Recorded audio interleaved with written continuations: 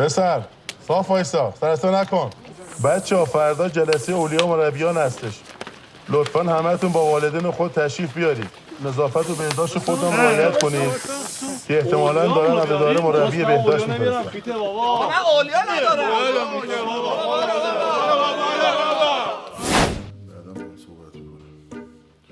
با سلام خدمت شما والدین عزیز، خیلی ممنونم که تشریف آوردین و حامی فرزندانتون هستین. خوش اومدین. خیلی ممنون ازتون. خودمون اومدم، به تو اصلا مربوط نیست.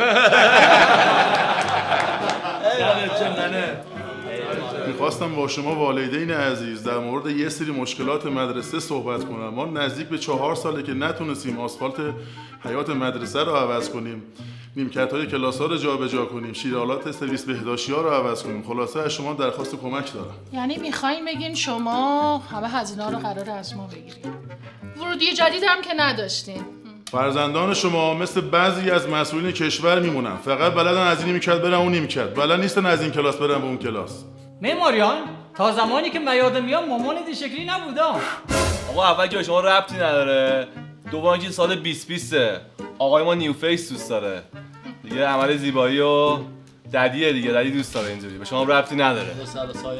ما تو این مدرسه اصلا فارغ التحصیلی نداریم که بخوام ورودی جدید داشته باشیم. من اصلا میخوام برای مدرسه استخر درست کنم. شما نمیخواین کمک کنین؟ چشم، فعلا در حد توانم یه لیوان برات آب آوردم. فردا یه 4 لیتر آب برات میارم. آقا رو دریا. والا با این طرز فکرتان بچه‌هاتان تقصیر ندارن اینقدر گوج شدن. خب اگه شما سطح دانشتون بالاست میتونید به سوالای ما جواب بدین. بله در حد توانم جواب میدم. میدونید فرق بین خواهر شوهر با باتری چیه؟ نه والا نمیدونم. باتری قطب مثبت داره ولی متاسفانه خواهر شوهر هیچ نقطه مثبتی نداره. عمتو میگم. آقا اون چیه که از یه دونه سوراخ وارد میشه همزمان از 2 تا سوراخ خارج میشه؟ کرم خاکی؟ نه عزیزم، پاه وقتی شلوار میپوشی از کمر وارد میشه از پاچه ها خارج میشه. داداش منو. آقا اجازه بریم دستشویی. الان فهمیدم این قضیه کجا داره آب بخوره. بفرمایید. قربونت برم مادر پرستار دلم. بفهم. آقا سلام. آقا اینقدر تو کلاس شما بوده تو کلاس خودم نیومد. دیدم اولیا مربیانه گفتم نه آقا بیام شاید مشکلات منو میخوام بهشون بگی. بفرما آقا بفرما. ننه. آقا اجازه، چطوری میشه 4 نفر برن زیر چت هیچ کدوم خیستشن؟ فکر کنم باید خیلی فشرده تو یه ذره جا جمع بشن تا خیس نشن. نه خیر آقا، بارون نباره خیس نمیشن. علمی ها حضرت عباس. آبرون رو قشنگ بردی. طویل بگیر. ببینم این مادرته؟ نه موسی آقامه. آقا تو جمع کن داداش. بابا سنش پایینه، میدونو بده به جووندارا، به دردتون نمیخوره. این بلند شه واسه از شما 3 متر بلندتره. آقای معلم میدونی اگه زنبور بره تو دهن گربه چه اتفاقی میفته؟ خب بره تو دهنش، لب و دهنش گاز میگیره، از زبانش نیش میزنه. نه دیگه، گربه میگه میوز. بابا حلالت باشه. بفرما طویل بگیر. این همه به من میگی ارزت تو با ارزت. بیا طویل بگیر. امیرعلی پسرم تو رو چی اینجوری شتک کرده ها؟ دیگه از این به بعد نمیذارم که یه دونه خط و خش رود بیفته. باشه دیگه تو راست. راستش امیرعلی از شما خیلی راضیه. کل بچه‌ها از شما راضی‌ان. مرسی بابت آموزشتون. دوست دارم کل هزینه‌های مدرسه رو من متقبل شم. نکن میشه. ایوا همین الان گفتی نمیذارم روش خط بیفته. اینا نصیحت‌های پسرونه است، پسرونه پدرونه. پدر چیه؟ خاله قضیه دیدی خداوند بالاخره یه دختر پولدار سر راهم قرار داد که منو به خاطر خودم بخواد. خوش به حالت، تسباقا نهارت قورباغه هم شامه.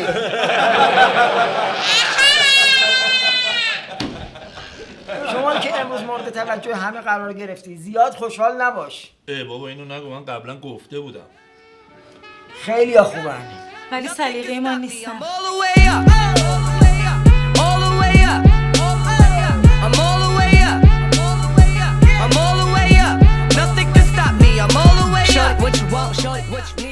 تبریزی مگه تا پارسال شما 2 نفر بیشتر بودین؟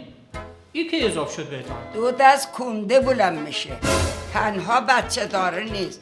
من خیاطم، قابله‌ام، آرایشگرم، آمپرزنم، کارقتلم، kursak götürürüm, nazar tarım, bel çekerim, göbek götürürüm, kulak derlem, roza hanım, baftan dokurum, güldüzü gelirim, cecim dokurum, kisse hamam mi bafam, cürap aymile mi bafam, peş mi resem, کشاورزی میکنم. دمت گرم ننه خودمه بزن به افتقاله.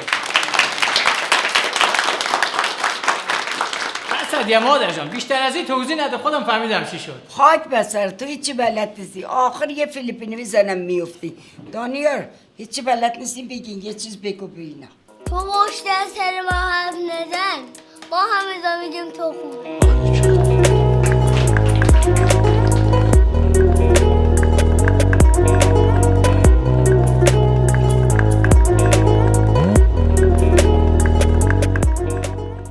آقا اجازه نه اینو نگو زیجده آخی من میخواستم بگم که gören göz isteyen ürek çatmayan eller sağlığına.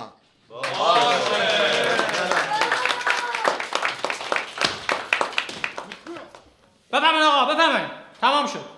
دم شما گرم فیسبوک.